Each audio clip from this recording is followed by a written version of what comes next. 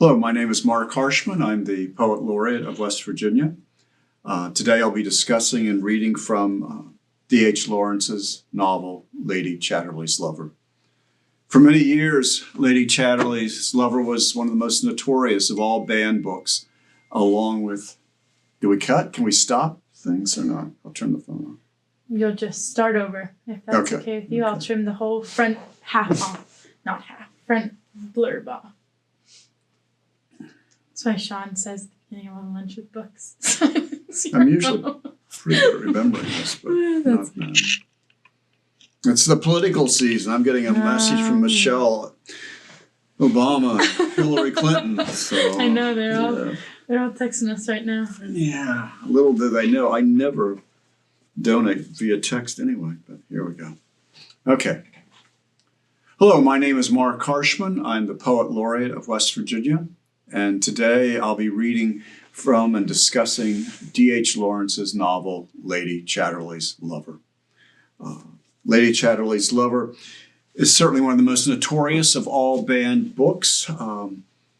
It certainly was also, though, one of the most serious modern novels that I ever read. About Lady Chatterley, I find these words from Henry Gonschach, a professor emeritus from Montana Tech, very instructive. It was precisely because Lawrence took sex so seriously that he hated pornography, which he thought cheapened and trivialized Eros. So he clearly never intended Lady Chatterley's Lover to be pornographic. In the novel, in his depiction of a torrid love affair between a virile gardener and an aristocratic lady whose own husband is disabled and hence impotent, Lawrence was attempting to dramatize his own highly personal and somewhat obscure religion of sex, believing as he did that sex, if done right, and Lawrence was very specific in the novel about the right and wrong ways to do it, that it would inspire some kind of physical and spiritual transcendence on the part of the ecstatic lovers. The novel is clearly not pornographic, as the English and American courts finally realized, which was a great victory for the freedom of expression. I'll be reading from two closely related sections of the novel. She slipped out of the side door and took her way direct and a little sullen. When she came to the clearing, she was terribly uneasy, but there he was again in his shirt sleeves, stooping, letting the hens out of the coops, among the chicks that were now growing a little gawky, but were much more trim than hen chickens. She went straight across to him. "You see, I've come," she said. "Aye, I see it," he said, straightening his back and looking at her with a faint amusement. "Do you let the hens out now?" she asked. "Yes, they've sat themselves to skin and bone," he said, "and now they're not all that anxious to come out and feed. There's no self in a sitting hen. She's all in the eggs or the chicks. The poor mother hens. Such blind devotion, even to eggs not their own." Connie looked at them in compassion. A helpless silence fell between the man and woman. "Shall us go to the hut?" he asked. "Do you want me?" she asked in a sort of mistrust. "Aye, if you want to come." She was silent. "Come then," he said, and she went with him to the hut. It was quite dark when he had shut the door, so he made a small light in the lantern. As before, "Have you left your underthings off?" he asked her. "Yes." "Aye, well then, I'll take my things off too." He spread the blankets, putting one at the side for a coverlet. She took off her hat and shook her hair. He sat down, taking off his shoes and gaiters and undoing his cord breeches. "Lie down then," he said, when he stood in his shirt. She obeyed in silence, and he lay beside her and pulled the blanket over them both. "There," he said, and he lifted her dress right back till he came even to her breasts. He kissed them softly, taking the nipples in his lips in tiny caresses. "Ah, but thou'rt nice," he said, suddenly rubbing his face with a snuggling movement against her warm belly. And she put her arms round him under his shirt, but she was afraid of his thin, smooth, naked body that seemed so powerful, afraid of the violent muscles. She shrank, afraid. And when he said, with a sort of little sigh, "Ah, thou'rt nice," Something in her quivered, and something in her spirit stiffened in resistance, stiffened from the terrible physical intimacy and from the peculiar haste of his possession. From here it goes on to describe a not altogether satisfactory lovemaking episode. And then we come back after they've finished for the first time. And yet when he had finished, soon over, and lay very, very still, receding into silence in a strange, motionless distance, far, farther than the horizon of her awareness, her heart began to weep. She could feel him ebbing away, leaving her there like a stone on a shore. He was withdrawing. His spirit was leaving her. He knew. And in real grief, tormented by her own double consciousness and reaction, she began to weep. He took no notice, or did not even know. The storm of weeping swelled and shook her and shook him. He said, it was no good that time. You wasn't there. So he knew. Her sobs became violent. But what's amiss, he said. It's once in a while that way. I can't love you, she sobbed, suddenly feeling her heart breaking. Can't I? Well, dinna fret. There's no law says it's that got to. Take it for what it is. He still lay with his hand on her breast. But she had drawn both her hands from him.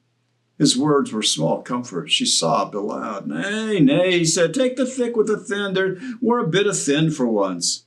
She wept bitterly, sobbing, but I want to love you, and I can't. It only seems horrid. He laughed a little, half bitter, half amused. It is not horrid, he said, even if thou thinks it is, and thou cannot make it horrid. Dinna fret thyself about loving me. Thou never force thyself to it. There's sure to be a bad nut in a basketful. Thou mun take the rough with the smooth. Yet as he was drawing away to rise silently and leave her, she clung to him in terror. Don't go, don't leave me, don't be cross with me, hold me fast, she whispered in blind frenzy, not even knowing what she said, and clinging to him with uncanny force. It was from herself she wanted to be saved, from her own inward anger and resistance. Yet how powerful was that inward resistance that possessed her? He took her in his arms again and drew her to him, and suddenly she became small in his arms, small and nestling. It was gone. The resistance was gone, and she began to melt in a marvelous peace. And as she melted small and wonderful in his arms, she became infinitely desirable to him. All his blood vessels seemed to scald with intense yet tender desire for her softness, for the penetrating beauty of her in his arms, passing into his blood. And softly, with that marvelous swoon-like caress of his hand in pure, soft desire, softly he stroked the silky slope of her loins, down between her soft, warm buttocks, coming nearer and nearer to the very quick of her. And she felt him like a flame of desire, yet tender, and she felt herself melting in the flame. She let herself go. She felt his penis risen against her with a silent, amazing force and assertion, and she let herself go to him. She yielded with a quiver that was like death. She went all open to him, and oh, if he were not tender to her now, how cruel, for she was all open to him and helpless. She quivered again at the potent, inexorable entry into her, so strange and terrible. It might come with the thrust of a sword in her softly opened body, and that would be death. She clung in a sudden anguish of terror, but it came with a strange, slow thrust of peace, the dark thrust of peace, and a ponderous, primordial tenderness, such as made the world in the beginning. And her terror subsided in her breast. Her breast dared to be gone in peace. She held nothing. She dared to let go everything, all herself, and be gone in the flood.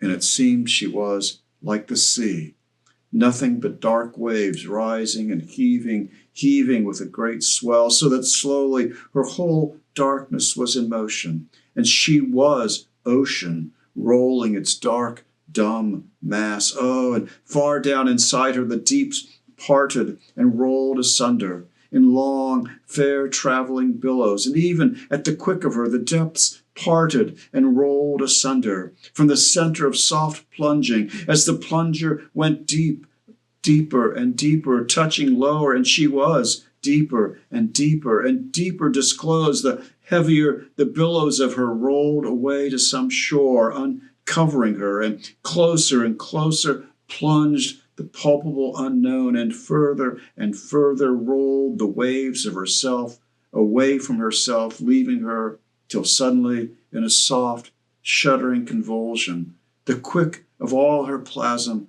was touched. She knew herself touched. The consummation was upon her, and she was gone. She was gone. She was not, and she was born a woman.